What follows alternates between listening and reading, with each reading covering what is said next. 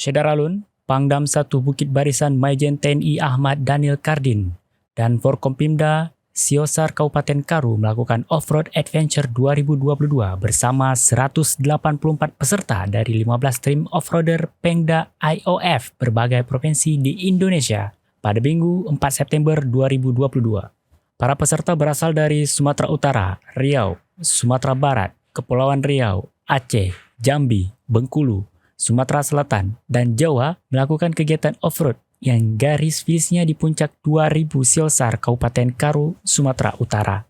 Kegiatan itu diadakan dalam memperkenalkan berbagai wisata puncak Bukit Barisan sekaligus membangun kebersamaan dengan para off-roader. Pangdam mengatakan olahraga off-road diharapkan dapat menjadi objek pemikat para pengunjung wisatawan sambil menikmati keindahan wisata yang ada di Sumatera Utara. Selain itu, menurut Jenderal lulusan terbaik Akmil Angkatan 90 itu, off-road adventure bisa jadi alternatif sebagai angkutan darat untuk pertolongan pertama dalam keadaan darurat.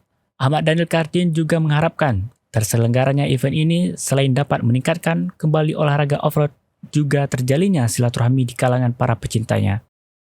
Dengan kegiatan ini dapat menjadi objek pemikat bagi para wisatawan daerah maupun mancanegara untuk mengunjungi wisata yang ada di Sumatera Utara.